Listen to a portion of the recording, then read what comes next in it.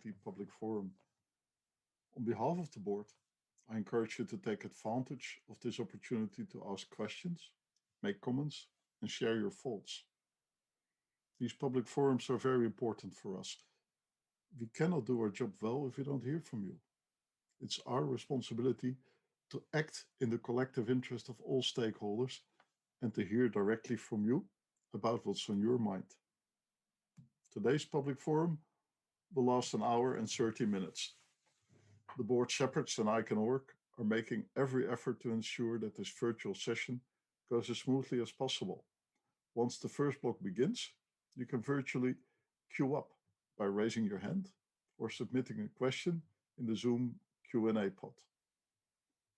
Please also remember that the session is not a replacement for public comments that ICANN is seeking in various issues and policies. If you want to weigh in on a specific issue that is open for public comment, please also use the online system available on ICANN.org. It's the only way your comments will receive proper consideration from the appropriate committee, supporting organization, and staff members. And don't hesitate to take advantage of the skilled interpreters we have. Real-time interpretations are now available for the standard United Nations languages: English, French, Spanish, Chinese, Arabic, and Russian. You can find more information on the session page, and the link is available in the chat box. I want to thank our incredibly skilled interpreters for making this feature possible. I've very much enjoyed all their support throughout the event so far already. I just want to remind everybody to speak as slowly and clearly as possible when asking a question or making a comment for their sake. So thank you for being here, and I look forward to your questions and comments. And before we begin, ICANN.org Complaints Officer Krista Papek will briefly talk about ICANN's expected standards of behavior. Krista, please. Thank you, Martin. Hello, everybody. It's been so good seeing and hearing some of you this week. In preparing for today, I was thinking about the past year and how ICANN meetings, life, and I have changed. It's so hard to believe this is our 4th virtual ICANN meeting. Prior to the COVID-19 pandemic, I never envisioned ICANN meetings being virtual. It just never crossed my mind that we would all be attending ICANN meetings like this. Yet here we are. Here you are, making it happen, getting the work of ICANN done, despite all of the adversity and challenges we've been dealing with and overcoming over this past year. That is what ICANN and its stakeholders do. The wonderfully diverse group of participants, the bottom-up multi-stakeholder model, the complex projects, it is all still running and working, just in a different way. You all saw a challenge. You pivoted and you kept going with the support of the ICANN board and the org, and especially with the support from our org meetings team, who's made all of this possible for us. As we all adapt to attending ICANN meetings from home while the world works to reset itself, the thing that hasn't changed is the need to ensure that we have a safe and productive environment where participants' passion for the important work that ICANN does can flourish, where forward-thinking ideas and creativity can blossom, and where you, the community, can openly share your observations, ideas, and feedback. The public forum has always been an important communication tool for the community to speak to the ICANN board, and that is as important as it has ever been. As you all may be aware, the ICANN Complaints Office was established as an operational accountability mechanism for the community to raise issues regarding the ICANN org and the work it delivers. While the ICANN Complaints Office exists to listen to and resolve issues the community has with the org, and the public forum exists for the community to provide broader input to the board itself, what they both have in common is that they exist to provide the community with opportunities to have their voices heard and to affect change. I'm here today to remind all of us that participating in the public forum also means we must adhere to the expected standards of behavior and to the community anti-harassment policy. This includes listening, understanding, assuming the best in our colleagues, and having impactful but kind conversations with those amongst us. I know we all strive to work this way, not just during today's public forum, but in all of our interactions with each other.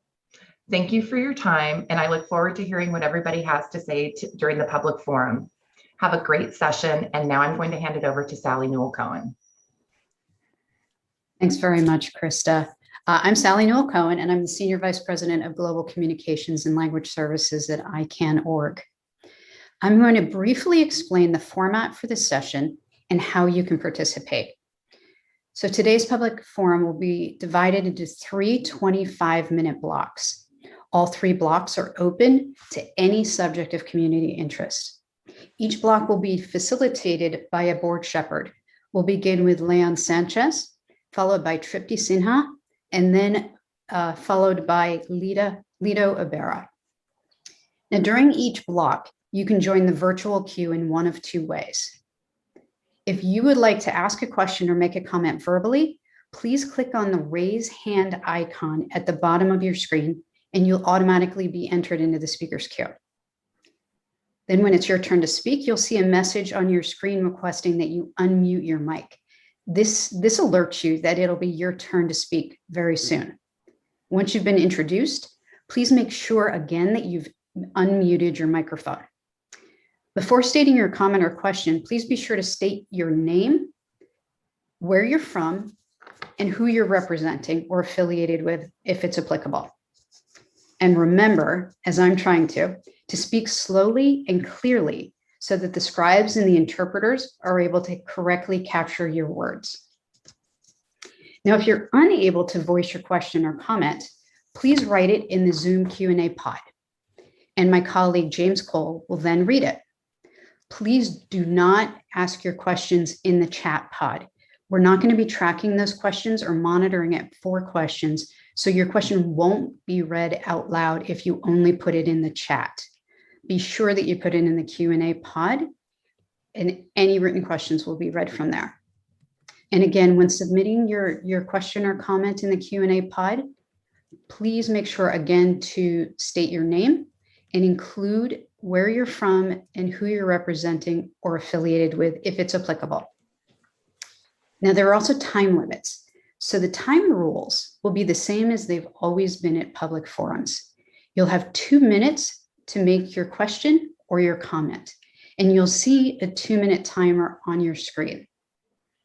And we use this time and this limit to facilitate as many questions and comments as possible. The board shepherd will then either answer your question, if you have a question, or turn to the board member who is best equipped to respond. I should also note at this point that there may be a slight pause in between the question and the response, just so the board members can determine who's the right person to answer the question. Please also note that if you have a follow-up question, that we ask you re-enter the queue rather than adding on another question at that time. This again is to ensure that everyone who wants to speak or ask a question has the opportunity to do so. The 2-minute rule does still apply to follow-up questions and comments. Now, interpretation, and Martin mentioned this also, the session is being interpreted in real time in the standard UN languages, and that's Arabic, Chinese, French, English, Russian, and Spanish. The language spoken in Zoom, as you know from all the sessions over the week, may vary throughout the session depending on who's speaking. So for the best experience, we recommend that you select the language you speak or listen to by clicking on the interpretation icon located on the Zoom toolbar. For example, if you select English, whenever someone speaks in a language other than English, it will automatically be translated in English on the channel you've selected. More details about this can be found on the session page, and there's a link available in this chat. To speak as slowly and so with that, possible. We're going to open it up for the first block. And our first board facilitator is Leon Sanchez. So Leon, the floor is yours. Thank you very much, Sally. I will speak in Spanish. So if you want to switch to your corresponding translation channel, please do so at this moment.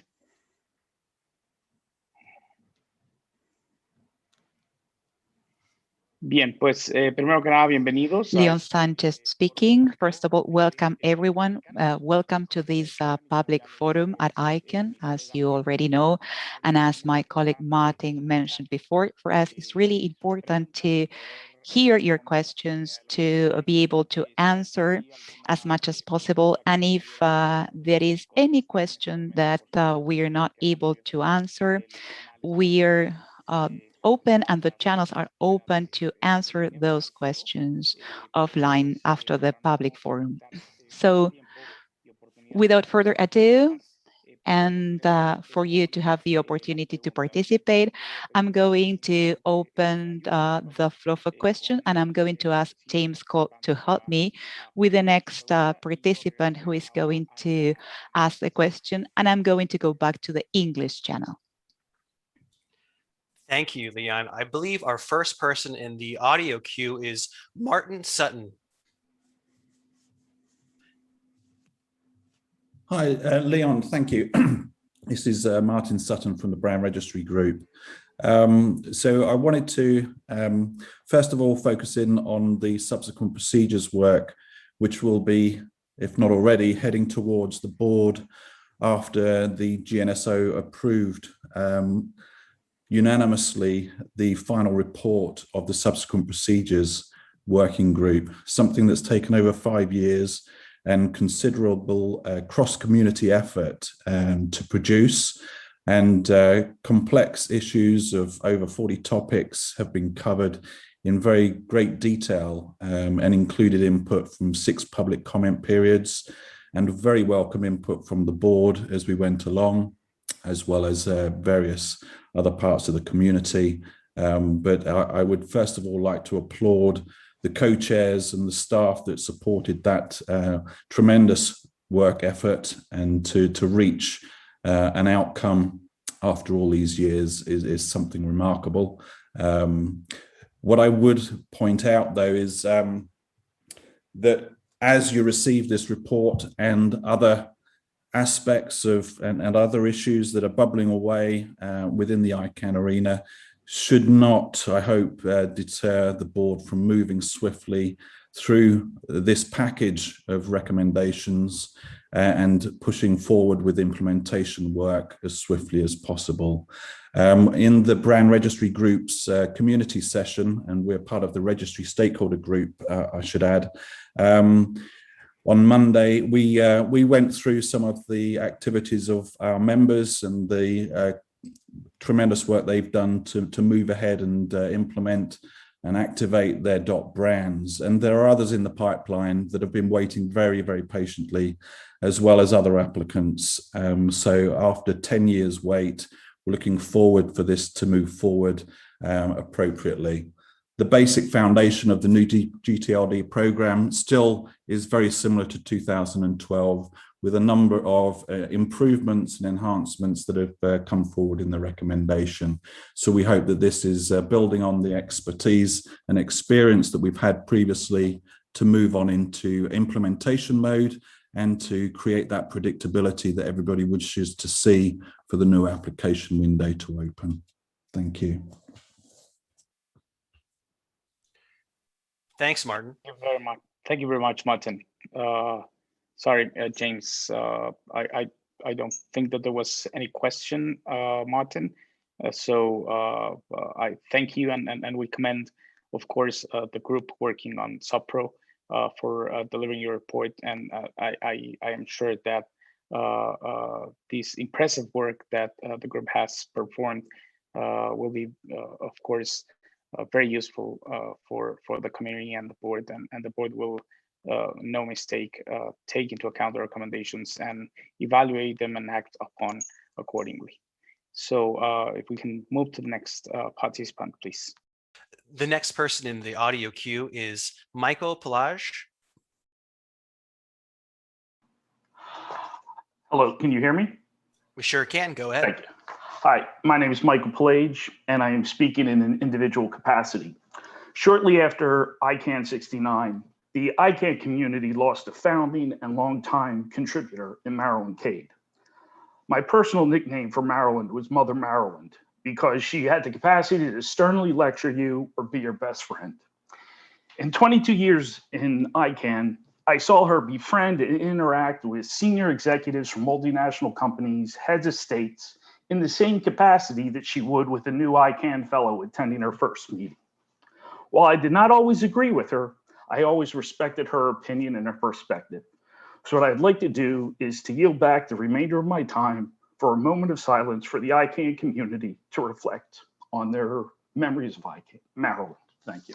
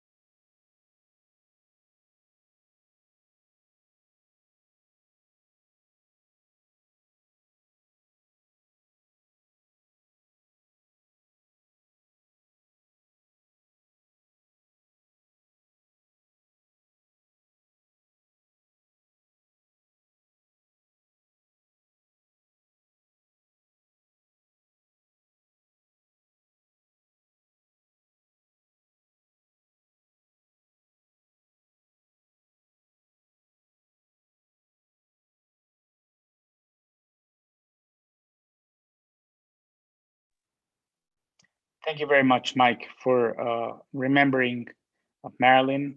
As you said, she was an outstanding member of our community, loved by many of us.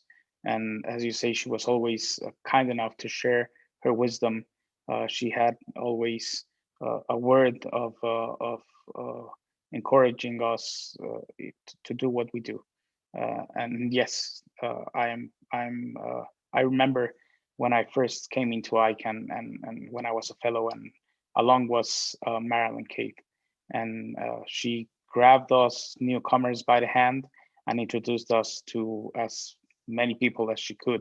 And she made sure that we felt comfortable in this new environment. So thank you very much, Mike, for remembering her and for helping us remember her. And I believe a couple of my board colleagues would also like to follow in remembering her and acknowledging and recognizing what she did for ICANN. So maybe Becky, would you like to say something? Thank you, Leon, and greetings to everybody. Mike, thank you for bringing that up to our attention and for dedicating some of your time to remembering Marilyn. Marilyn's involvement with ICANN goes back to the very beginning, long before, in fact, ICANN was even a glimmer in John Postel's eyes. So she is truly one of the founders and has been with us through thick and thin. We will all miss her and miss her important energy.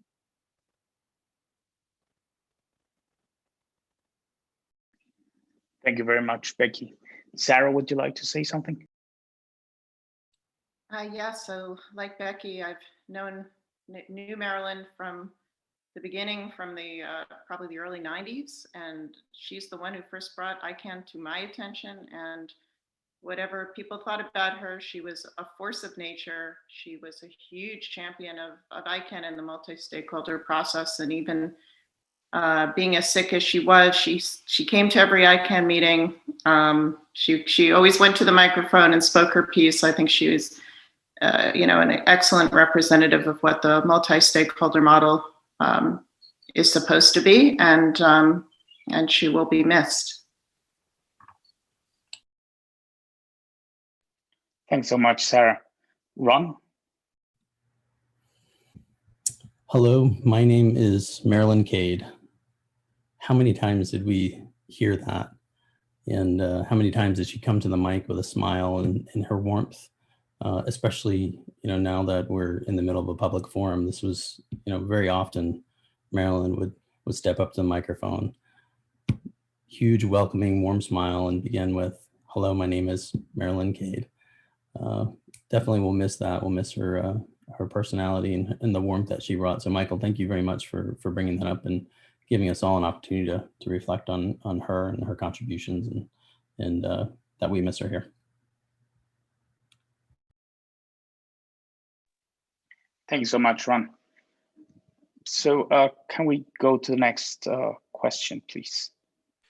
Yes, the next person in the audio queue is Mitch Stoltz. Thank you. This is Mitch Stoltz. I'm with the Electronic Frontier Foundation. The private equity group Ethos Capital is proposing to buy the registry operator Donuts. And this transaction raises many of the same concerns as Ethos's attempted acquisition of Public Interest Registry last year.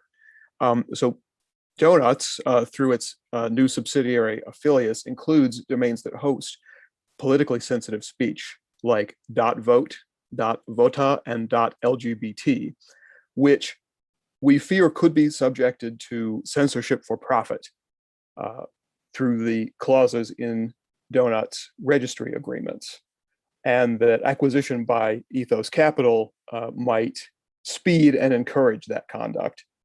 Will Donuts' change of control be reviewed at the board level? And will you give it the same level of careful scrutiny you gave to Public Interest Registry last year?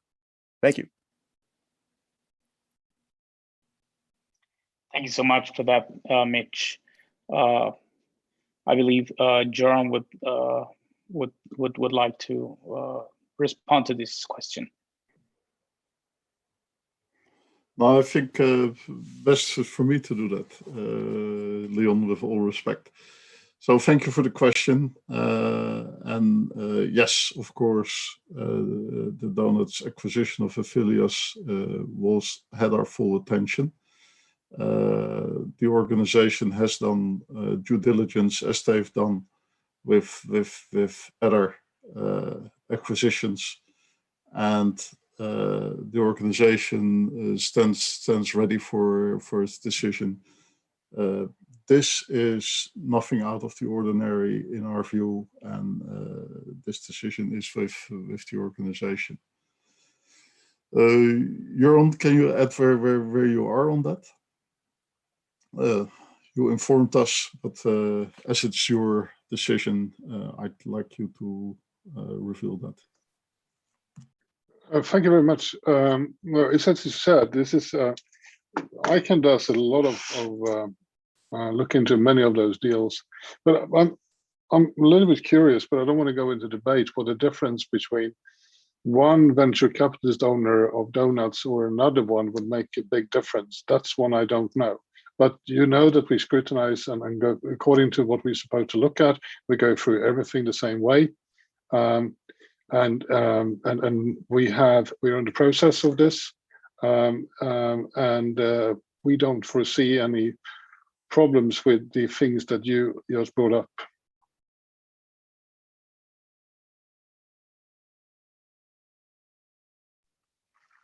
Thank you very much, Jern. Can we go to the next, James, please? Yes, the next person in the queue is Jonathan Zuck. Jonathan? Thank you. Jonathan Zuck, co-vice chair of the ALAC. Thanks for having me, and thanks for continuing the tradition of the public forum. One of the things that all these virtual meetings has brought to the foreground is some of the deficiencies in the tools that we have available to us in between meetings, because we've put so much weight on the live meetings that a lot of work ends up getting done or finished because of those milestones. And absent that, we need to really improve the way that we're able to work asynchronously. There's two areas in which ICANN.org is working on that. I'm sure there's more. There's two that I'm thinking of. One is the ITI effort, and I've been paying attention to that very closely and love what we see there. And the other is the evaluation of other tools that might be made available for consensus building, internal polling, et cetera, for the community use to make more productive use of their asynchronous time. My objective is not to put ICANN.org on the defensive at all. I know this is difficult, having deployed 70,000 workstations at the post office and 10,000 at the Department of Navy. But what I'd like instead is to implore the board to prioritize this expansion of the community's technological tools for ICANN.org, so that it gets the resources that it needs, the people it needs, et cetera, so that real timelines can be put in place, and we can move expeditiously to expanding the asynchronous tools that are available to the ICANN community. Thank you. Thank you very much, Jonathan. Indeed, there are many challenges during these trying times, and I think I've heard so far that there have been improvements in how we handle and how we manage our virtual meetings. I was just lucky to be at the ALAC session, as you know, and all I heard there were praises to how well implemented new technologies were being carried. So I agree that in between meetings we should continue this trend. And I don't know if maybe Joran would like to make any comments on this. No, I think that we always are interested in proposals, how we can continue to make sure that the community has the tools they have needed for be able to do policy work. We live in a virtual world where things like licenses and other things makes a difference. But I would say that, as you often bring this up, Jonathan, and it's always good ideas, but I always like to take the opportunity to say, let us continue to think about it and talk about it, because on the other hand, we also hear a lot about the sort of burnout, that people don't want to spend more time. But let's continue the conversation. Thank you for bringing it up to Sufan, because it is important. Thank you, Joran. James, who's next? We're actually going to go to Mark Daddysgeld next. Thank you very much. This is Mark Daddysgeld, DC GNSO Council, but speaking on my own capacity right now. First of all, I would like to commend the meetings team for providing a meeting this time that was way more open. It was very refreshing not to have the webinar model so much. There are sessions in which it's necessary for sure, but it was definitely an improvement, and I hope we can continue in this direction. That said, my actual question, I would like to know from the board, what do they see? How do they perceive their role in the several processes of ICANN reform that are ongoing right now? There are, at the very least, 3 parallel tracks that propose changes for ICANN. And certainly at the org level, there's work being done. The community has put in a lot of work on this. But I definitely see that the board would have a very important role in facilitating and advancing those initiatives. So I would really like to understand where interested members of the board are right now in relation to these different processes, how they have been keeping track of it, and what they're looking towards. So concrete potential actions that the board can take in helping us enact these changes. Thank you very much. Thank you very much, Mark. Yes, we are watching the events closely, and I don't know if any of my colleagues would like to speak to this. Avery? Hi, this is Avery. And I'll start with an answer. And you're right, there are many of these different things coming together on looking at ways to improve. Some of it comes through the review process. Some of it comes through like recommendations made by ATRT3. Some of it comes through the work that's being done in the community itself. Some of it comes through the strategic. So indeed, definitely see the sort of multiplicity of threads that you see. And I think what we're going to try and do, what we are trying to help, is to sort of bring these things to common points. A lot of the work comes back to the community. When the community wants to reorganize itself, it really needs to take much of that initiative. We can help, but we can't sort of at the board level say, this is what it will be. So I think it's going to be a process of continuing to talk, continuing to bring conclusions together when they happen and outputs together. And then basically as a community, using the variety of the processes, come out bit by bit with the changes we need to make. I don't know how satisfying that is as an answer. I certainly don't have we see the end of it and here's the picture, but definitely see a road and making progress as the community decides what it wants to happen. And there's such a diversity of views on that still at this point. Thanks. Thanks, Avery. I believe Matthew wants to comment on this too. Matthew? Thanks, Leon. Great question, Mark. I think Avery has characterized it very well. I just want to add a couple of other things. I mean, the board is very cognizant of its strategic responsibilities in terms of the direction of ICANN. We have, as you mentioned, many different initiatives at the moment, ranging from the ATRT3 recommendations and the holistic review to the multi-stakeholder model evolution. We're also going through with org the approaches on prioritization and on the evaluation of how the multi-stakeholder model is going to progress going forward. So we are, if I can use the term, on top of the meta level strategic direction of the organization and all the component parts, and which is what you're referring to. And we're looking at new tools. So for example, the operational design phase was really a new tool that allows us to act more rigorously and more expeditiously when it comes to some of the more complex, challenging areas that the board has to deal with. So hopefully that gives you a little bit of a sense of where we're going and how we're managing these various initiatives. Thanks. Thank you very much, Matthew. James, can we go to the next question, please?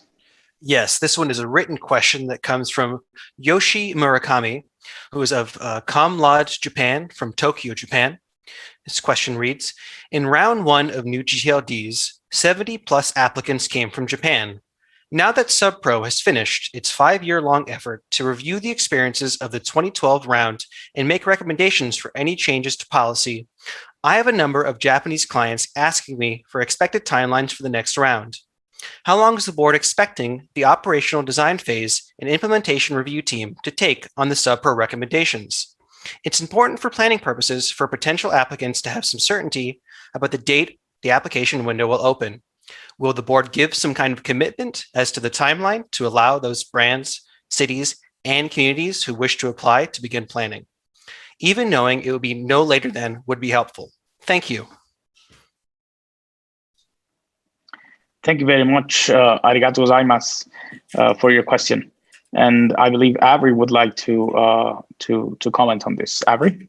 I thought perhaps Akinori wanted to say a few notes before, but perhaps he can say a couple after, but however you wish it to work out. Since I'm already talking, perhaps Akinori can close it. I appreciate the question, and it's a question that I spend a fair amount of time dwelling on. As you know, we're just about to receive those recommendations. So at this point, would be premature to give any sort of, date certain, date uncertain, date not before. I want to assure you, though, that the board, through its SubPro caucus and from help from org staff, has basically been sort of going through all the subjects and all the topics for over a year now, making sure that we have the basis to understand what we're working with. One of the first things we'll do is look at the question of an ODP and how long it takes. And then by the time we get that result, I am hoping that we'll be able to answer the question with a degree of greater certainty. I sort of apologize that it's not something I can give a great answer to, but it really is one that we're working to and one we're very committed to giving. And in the meantime, I would like to know more about sort of the size of the community of brand owners that's looking for domain names, because that's something we still don't have the best understanding from, whether it's Japan or brand owners in other places. Having better estimates of that will certainly help us in making our decisions. We have the recommendations. Thank you. And I pass it to Akinori now. Thank you, Alvin. Akinori. Thank you very much, Avery. Thank you very much, Leon.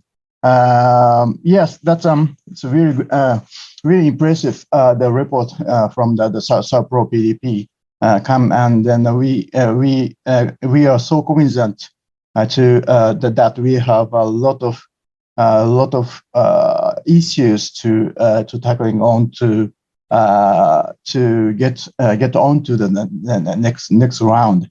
Within my area of the border business, for example,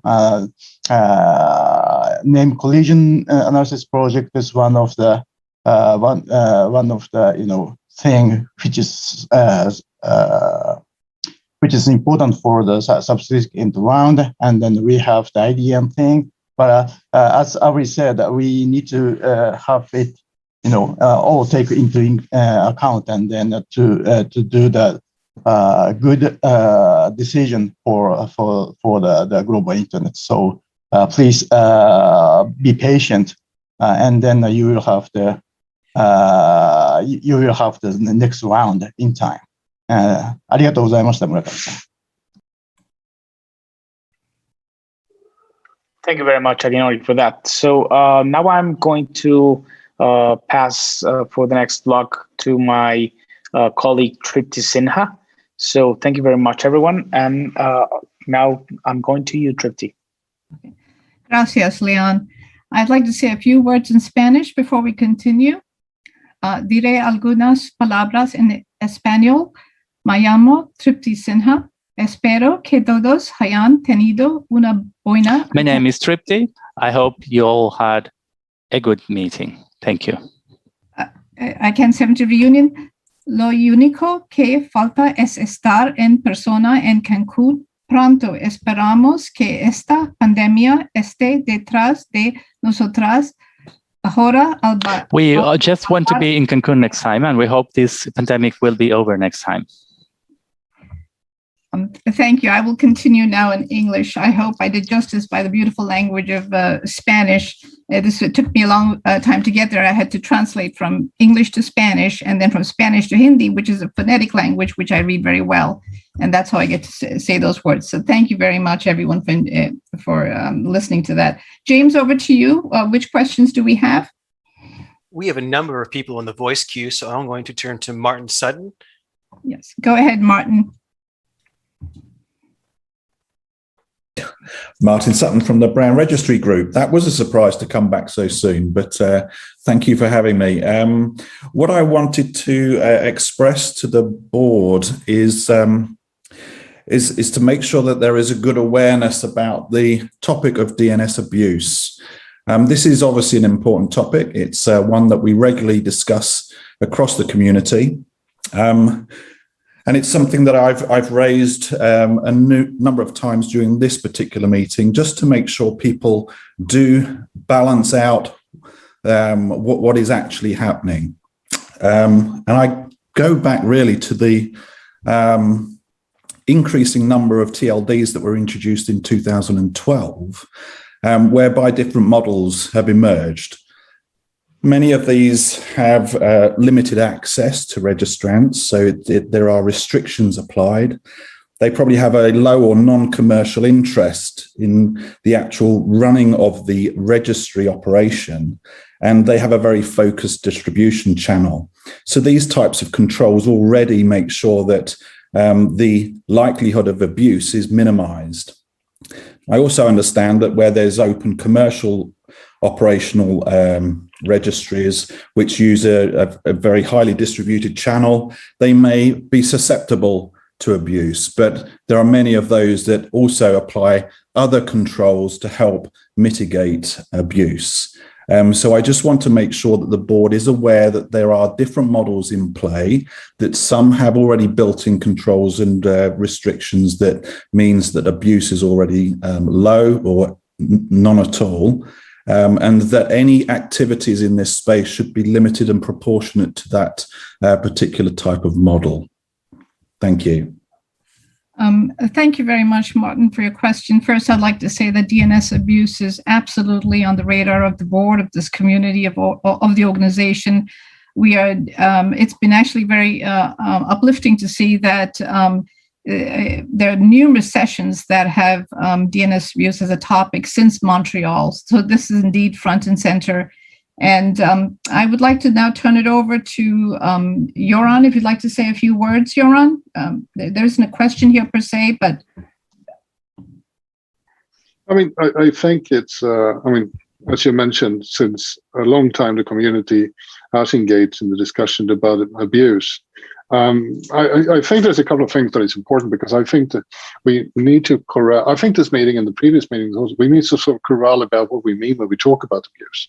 Often when I speak about the abuse, I speak about the abuse against the DNS systems around the world. As you know, we talked about that we have seen attacks on the actual systems. But when we're talking about using the DNS for abuse, we should talk about that, because many who are defining abuse seems to be defining things that is not has something to do with the DNS itself.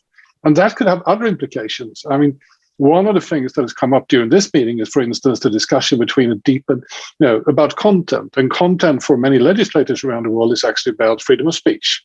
And I don't think it's the best place in the world to do those, balancing between freedom of speech and content. We don't do content. So I think there's many discussions to be had about this as well. And I also would like to thank you all for the support of the DAR system.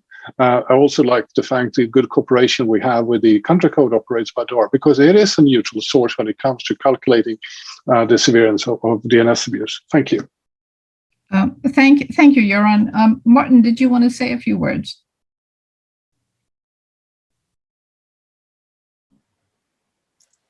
Well, abuse is front and center in all the thinking, and we're very closely following also the discussions in the community. And it's clear that whatever we do, this is relevant. So what Joran just told is what is currently already done, and we're on the ball.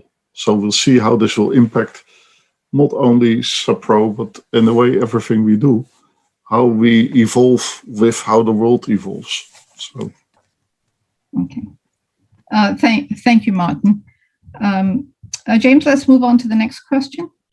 Sure. The next person in the queue is Mason Cole. Mason, go ahead. Hi, thank you. My name is Mason Cole. I represent the business constituency. There are two areas on which the BC would like to lodge comments. In the interest of time, I'll make two separate comments. The first is on the proposed SSAD. In light of the significant concerns over the proposal expressed by the BC, as well as by the GAC, the SAC, the IPC, and the ALAC, and further in light of significant governmental and regulatory developments, the BC respectfully requests that the ICANN board direct ICANN.org to pause additional work on the SSAD and delay its plan to launch the ODP study. The BC further asks that the board reject SSAD recommendations in their current form and remand them to the GNSO for additional development. Our request is made on the following bases. First, lack of consensus. The most important elements of the proposed SSAD do not enjoy the full support of the GNSO and further lacks support by critical advisory committees. Second, the proposed SSAD is not fit for purpose. As currently proposed, the SSAD will not fulfill the needs of those who seek registration data access for legitimate purposes and likely would not be used as envisioned. Third, regulatory developments in the European Union.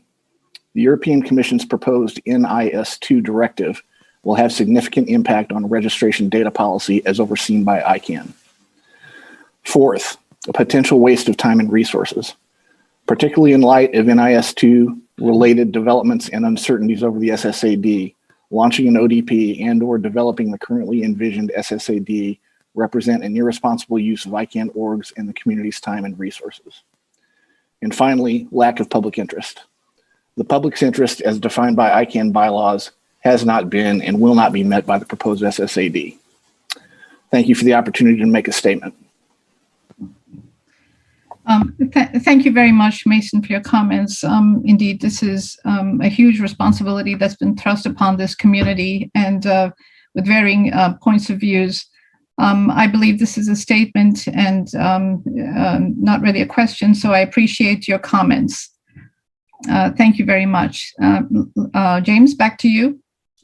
Thanks. The next person in the queue is Sebastian Bachelet. Sebastian, please go ahead.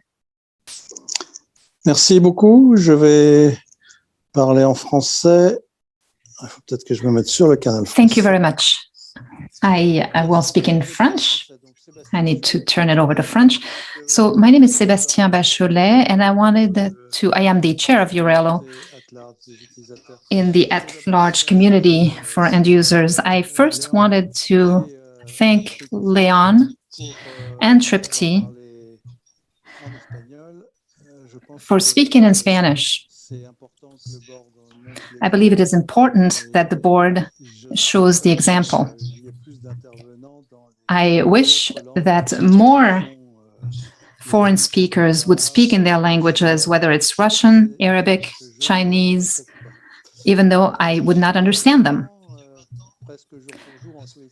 20 years ago, almost exactly, at least for me, I came to my first ICANN meeting, and the first person that I met who welcomed me was Marilyn Cade.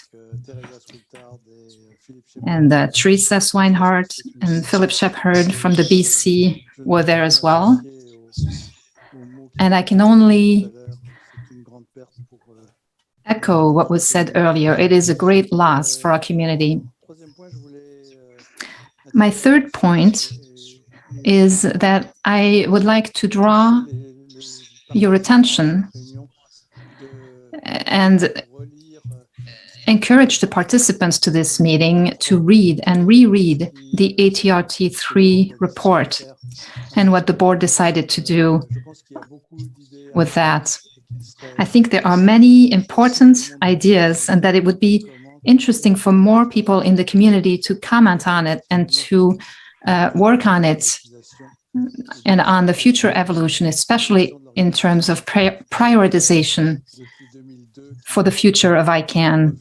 Since 2002, we haven't had a global, holistic review, rather. So thank you very much. Thank you, Sebastian, for your comments, and thank you for complimenting us on speaking Spanish. Indeed, this is what makes the ICANN community as vibrant as it is, because you can find just about every language in the world right here in our community. And your words from Marilyn Cade, I think many of us shared the same thoughts and sentiments about her. Indeed, I was thinking when I joined this community very recently, just a few years ago, Marilyn came up to me and said, you know, hello, my name is Marilyn Cade, and then went on to introduce herself and tell me a lot about ICANN. So yes, indeed, she's made a remarkable contribution to this community. And thank you for your comments about ATRT3 as well, because those are indeed front and center with the board. We've been looking at those very closely and working our way through it. And indeed, the community should take a closer look at it. Thank you again, Sebastian, for your comments. James, back to you. Who's next? Next person in the audio queue is Catherine Kleiman. Catherine, please go ahead. Thank you so much. I hope you can hear me. This is Kathy Kleiman. I'm with American University, Washington College of Law in the program on information justice and intellectual property. And I wanted to say hello to everybody. And like everyone else, I am thinking of Marilyn Cade and have memories of her today and will at all future ICANN meetings. It's not the same without her. I wanted to respond to Joran's question, why is one venture capitalist investor different from another? And go back to the question raised by Mitch Stolt of the Electronic Frontier Foundation about the purchase of by Ethos of donuts, which has just purchased Affilius. And it's an important question that you're asking, Joran, and I think it deserves some real consideration. To the question, I would say that a close look at the letter from the Attorney General of California dated April 15th, 2020 might be very useful. And because this is an actor that questions have been raised about, this purchaser.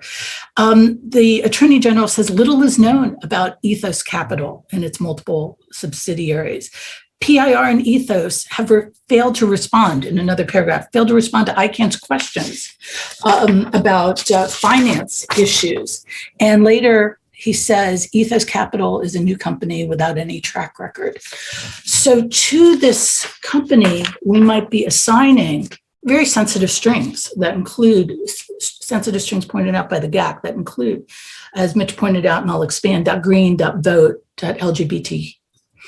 And so questions have already been raised. So we're looking forward to hearing what the board, how the board will be looking into this. And in fact, let me ask that question again. How will the board be looking a little more closely since questions have been raised? Thank you. Thank you, Kathy, for your question. And I'm going to turn this over to Martin, since it was directed to the board. Martin? Thank you so much. Thank you, Kathy. Other than with the .org case to which you refer time and time again, this is not the purchase of PIR or .org. It's a purchase. It's another change of control of Affilias, who has always been a commercial company too. As there's nothing out of the ordinary, again, as Joran explained earlier, this is not a board matter. Although because of its significance, the board has been informed and followed it closely. Hope this suffices for this moment. Thank you, Kathy. Can I make an additional comment? Yes, of course, Joran. Yes, because I'm still a little bit. I don't want to get into debate. Maybe we can talk about this some other time. Because if for instance, that you didn't have a track history in owning domain names, I wonder how that's going to affect the next round, because many of the ones that got in the last round didn't have a history in it.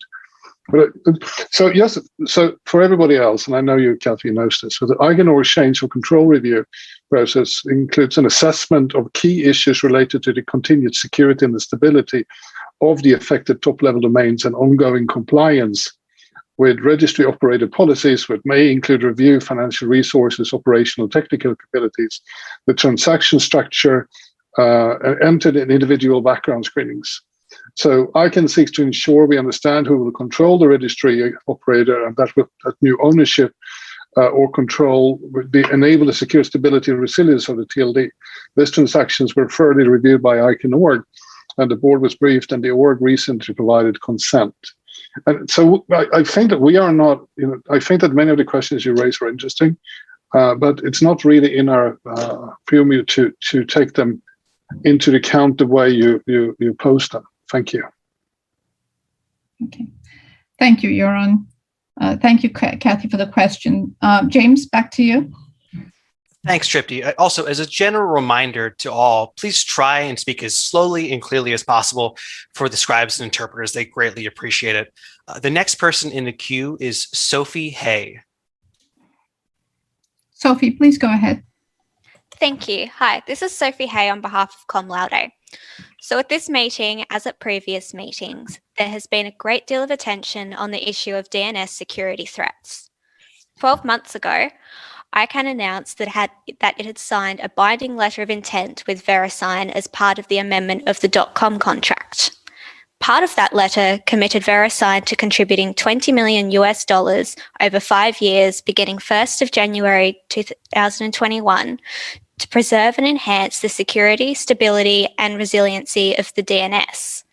One of the activities specifically included in this broad scope was the mitigation of DNS security threats. Can the ICANN board please provide us with an update on the plans for the $20 million? In particular, how much of the first instalment will be put towards initiatives to mitigate DNS security threats? Thank you. Yes, thank you very much, Sophie, for that question. Joran, if you could respond to that, please. One thing I realized, it was unfortunate that we didn't get time for this ICANN meeting to have an executive session. We will try to make that happen next time, because some of those questions are related to me. I think that you should take into account when we talk about security and stability issues, there is a definition, and many of the things that we are using this additional funding for are relating to secure and stability issues. And we can come back. It's a fairly long list of things that we're doing and have implemented when it comes to this. Not all of them is sort of visible in the way you think that we're going to do something against DNS abuse, for instance. We have we do programs, we do internal trainings. We also are looking into building new data centers around the world, et cetera, et cetera. But I can come back with you with a list of the things we have done and have been planning. You should also know that it was 6 months ago since the money got accessible to us in that sense, and it was also during the COVID time. But we will be using that money for good causes. But I can come back in a blog post to give you additional information. But it is important to know that, you know, when it comes, when we talk about the security stability, we talk about what's in our merit and what is assigned by the community. And often what we do in relationship to the technical part of ICANN, which is then related to what we do, for instance, with Diana. Thank you very much. I like that question, by the way. Thank you, Joran, and thank you, Sophie, for your question. And thank you to everyone for your candid comments and your question. It is now time for me to turn it over to my colleague, Lito Ibarra. Lito, over to you. Thank you, Tripti, and thank you, everyone. I will also make a brief statement in Spanish, if you can switch.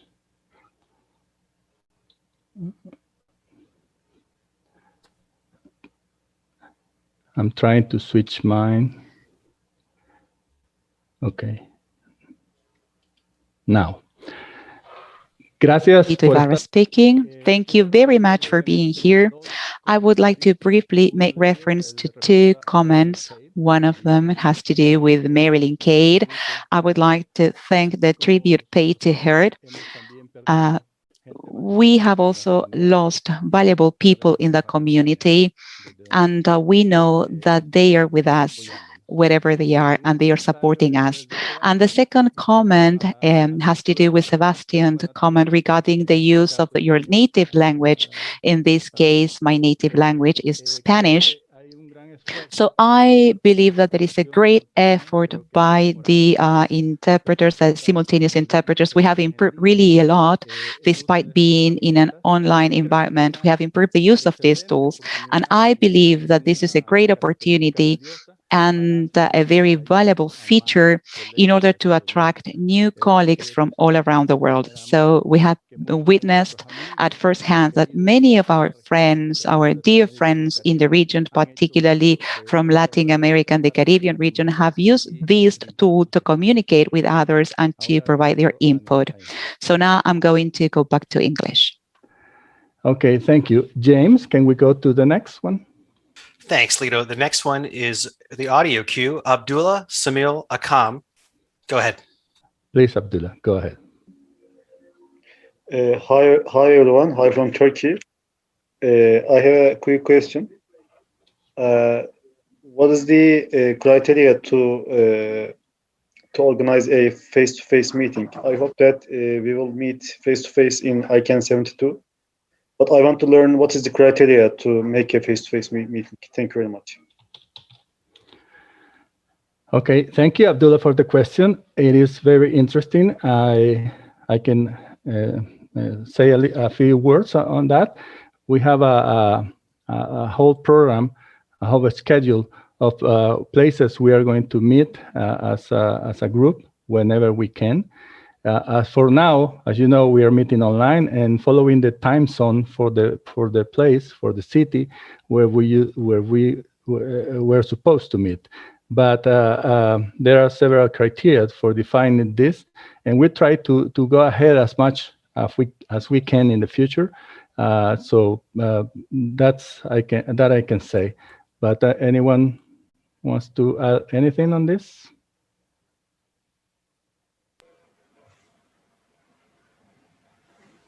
I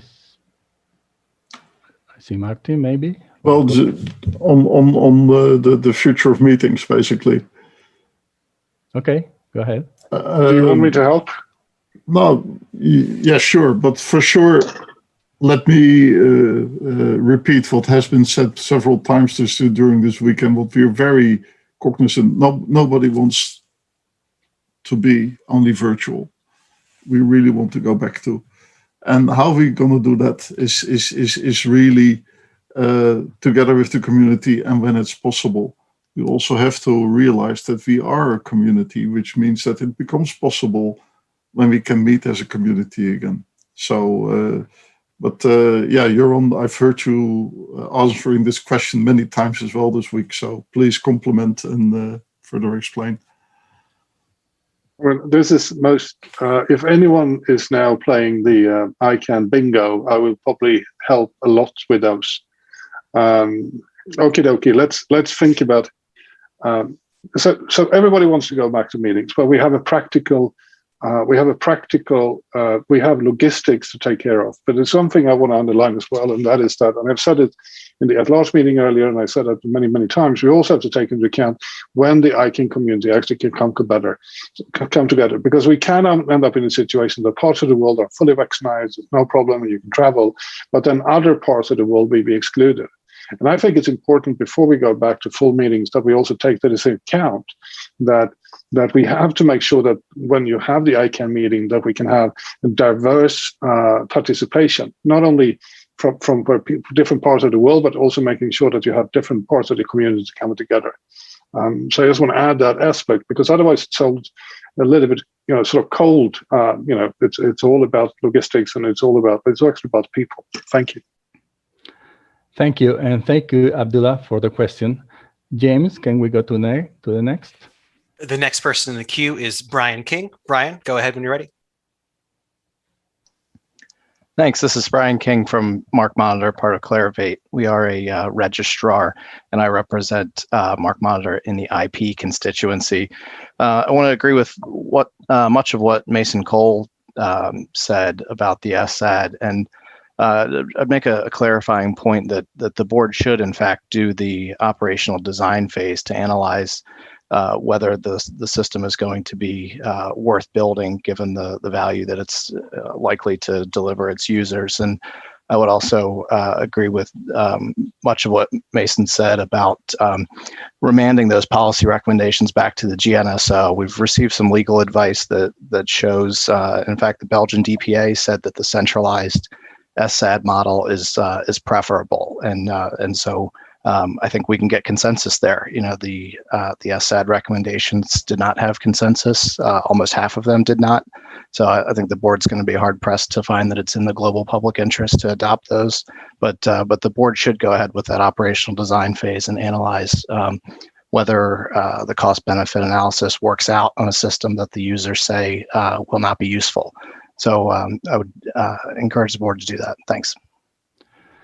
Thank you, Brian, and thank you for the encouragement. Could I make a comment? Because there was a reference to a meeting with the Belgian data protection authorities there, which was actually held by my team. My team made the notes. I think that comment's unfortunately misunderstood.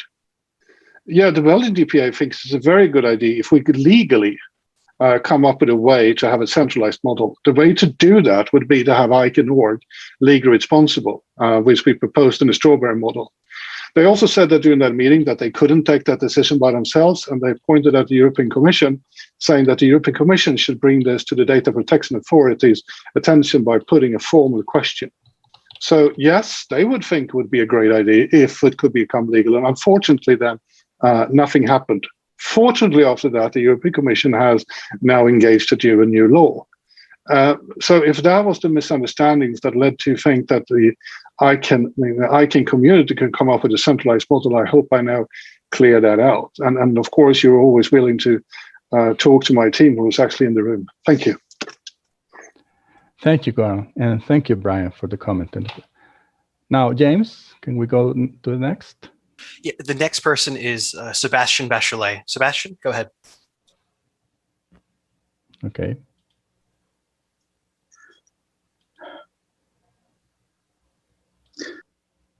Ok, gracias. En español esta vez. Quiero agradecer a Lito por sus palabras en español. Sebastian Bachelet speaking. I will speak in Spanish this time. I would like to thank Lito for speaking Spanish, and I would also like to thank the interpreters for their very important work for the region of Latin America and the Caribbean, and also for the rest of the world. And this tool that we have, this Zoom feature, and the possibility of choosing our language of preference is really very important. So well done, well done. Thank you for doing this, for making it possible. And we do have to use these tools. Thank you so much. Lito speaking. Thank you, Sebastian. I will carry on in Spanish just to thank your comment and to fully concur with what you have said. Our friends and colleagues in the American region are really thankful for this, and I'm going back to English.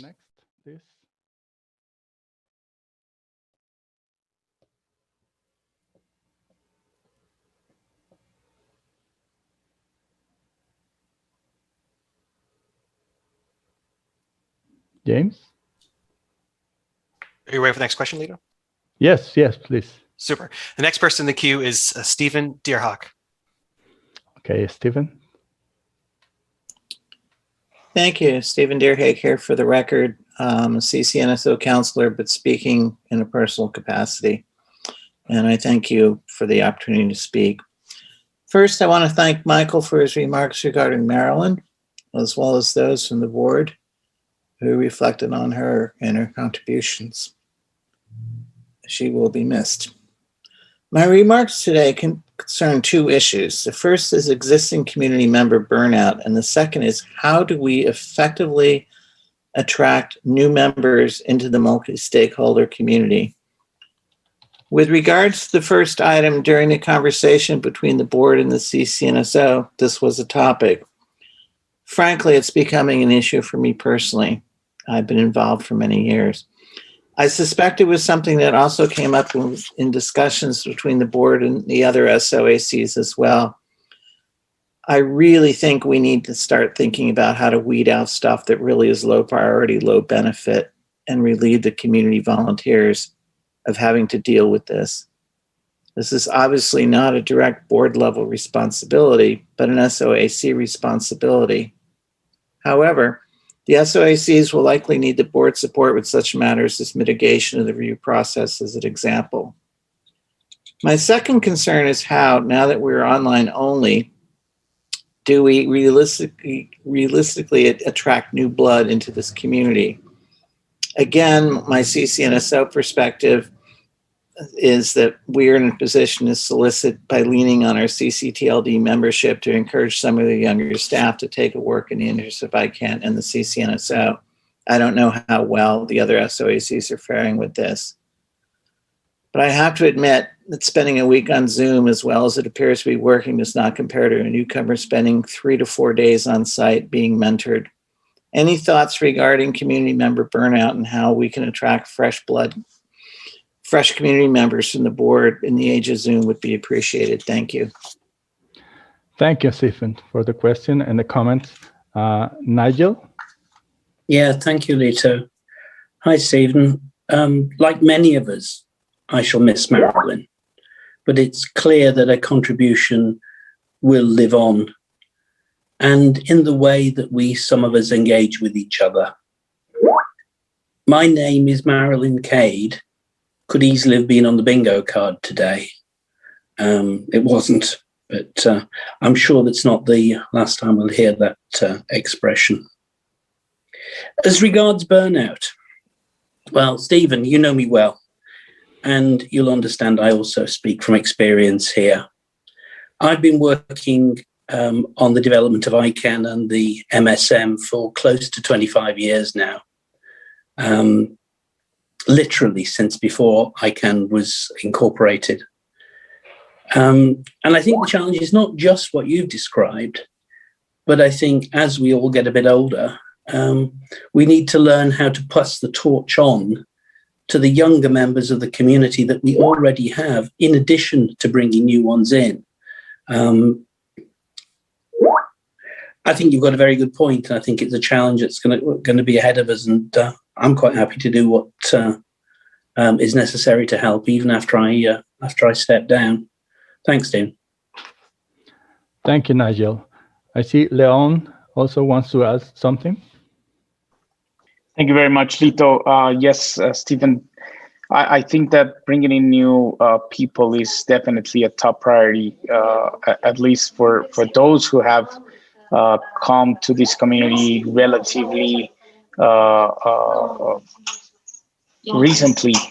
And I just want to remind us that as fellows, as NomCom appointees, as next gens, we make a commitment to come back to our communities and try to bring more people in, try to spread the word about ICANN, about the very important mission and the very important work that we all do here in ICANN. So I definitely would encourage us all, not only those who have been part of the different programs that ICANN offers to bring in new people, but also those within our community. Please bring in more people. We need more people. We need to guarantee that there is a generational shift that can be run smoothly. We need to make this happen, and I can assure you, Stephen, that this is definitely, at least in my personal top priorities. So count on me in whatever way I can help you to accomplish this mission. Thank you. Thank you, Leon, Nigel, and Stephen for bringing this up. James, can we go to the next? Sure. The next one is a written comment from Sivasa Ramanian M, who writes, Name Shop applied for .internet, an application with many meaningful public interest commitments that will ensure that .internet is operated with support and involvement from members of the community. .internet will be a constructive and clean DNS space wherein collaborations will be fostered to address important problems related to closing the digital divide and beyond. We have addressed communications to the chair, CEO, board, and the community during this and previous meetings, and request a positive response on this matter by the board and executive. We also request ALAC and GAC to take formal note of the communication, which includes a constructive proposal that the ICANN community would find attuned to their overall public interest. Thank you. Thank you for the question. I think Jamie will answer this. Actually, Lido, if this was not really a question, it was a statement, I think that the correct thing is thank you very much and noted. Okay, good. Thank you, Gordon. Next, James. The next person in the queue is Mason Cole. Mason, before you go, I would like to remind everyone there's a few minutes left in this session. So if you'd like to post a question or make a comment, now is your opportunity to do so. Sorry, but go ahead, Mason. Thank you, James. Mason Cole again with the business constituency. Our second area of input regards the issue of DNS abuse and the overlap of ICANN compliance. The SAC has published its study on DNS abuse with helpful recommendations and, even more encouraging, earlier this week we heard from contracted parties on their independent efforts to curtail the growing problem of domain name system abuse. The BC applauds this proactivity. As SAC and others have pointed out, however, the problem of DNS abuse has not ceased its growth. While voluntary frameworks are very welcome, so too would be a new level of cooperation between ICANN, contracted parties, and the rest of the community. The BC was glad to see comments during the Monday session from compliance, offering to re-review contractual language in the RAA and perhaps take a more active approach to enforcing against abuse. We were further gratified to see some contracted parties take interest in the stepped up compliance efforts to enforce with the cooperation of BC and others. While we recognize that compliance has a difficult job and should be thanked for its efforts to date, we believe more can and should be done. Those within and outside the ICANN community are taking a heightened interest in DNS abuse and are poised to take action. The BC looks forward to contributing to a constructive discussion directly with contracted parties and asks ICANN compliance to more actively cooperate on ways to confront this ongoing problem. Thank you very much. Thank you, Mason. Thank you for the comment. So, James? It looks like there's nobody else in the written or audio queues. So again, if anyone has a question or a comment, now is your chance to raise your hand or submit it to the question pod. We'll give you a moment to do so.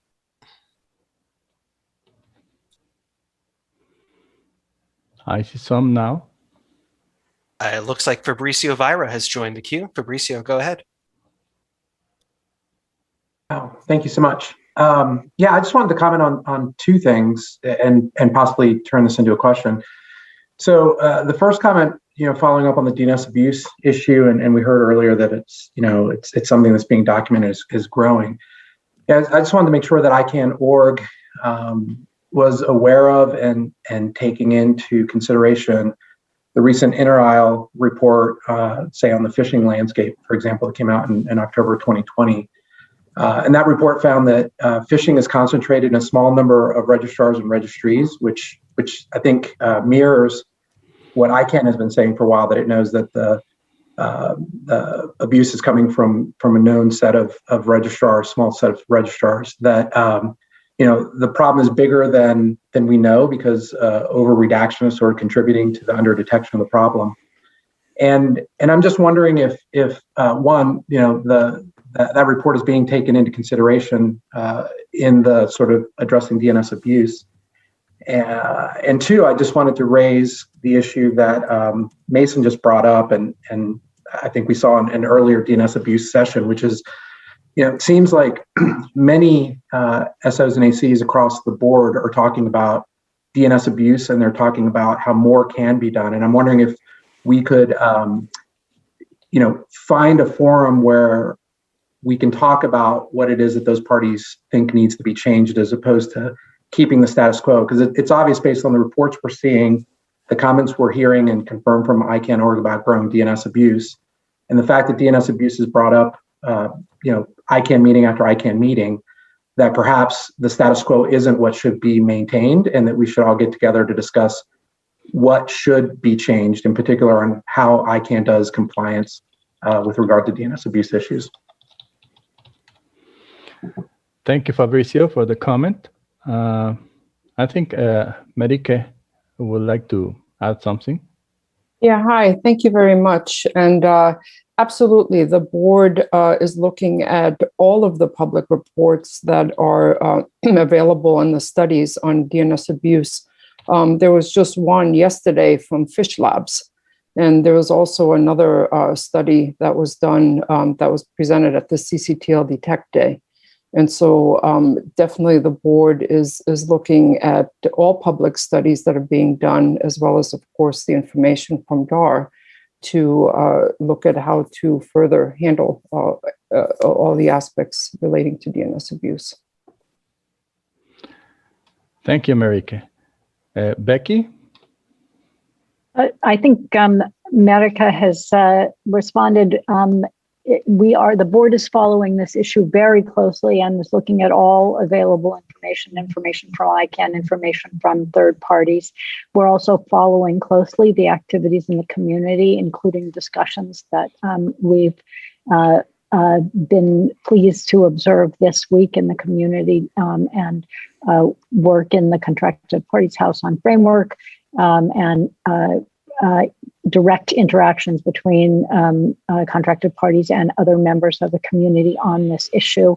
We are prepared to support the ongoing discussion and work on this in all ways, and we are extremely interested in it. So I hope that answers your question, Fab. Thank you, Becky. Thank you, Marike. And thank you for Fabricio for the comment and question. James, do we have anyone else? That would be it. There's nobody else in the queue right now. There's only about a minute left in time. Okay, good. So right on time. I would like to end this section by thanking everybody that has commented or made a question in this public forum. We really appreciate all of your interventions and contributions. So I will toss it to Martin for final remarks. Martin, please. Thank you, Lito. Thank you, everybody, for your comments and your input. Just to remind you again, it doesn't replace public comment, but it did help us to get a good feel for what lives with you and the questions you asked. So to my colleagues on the board, thank you for your facilitation. And again, please let me repeat a great thank you to our language service professionals for providing the opportunity for community members to speak and follow in English, French, Spanish, Chinese, Arabic, and Russian. And thanks for those who have used that opportunity and speak in French and Spanish and not only English at this moment. Also, thanks for the organization for facilitating this meeting again, and all of you for participating. Please note that there will be a public board meeting starting in about half an hour. So please tune in if you want to participate to that. And otherwise, thank you also very much for all you've done in your participation to ICANN 70. This meeting is closed. The recording has stopped.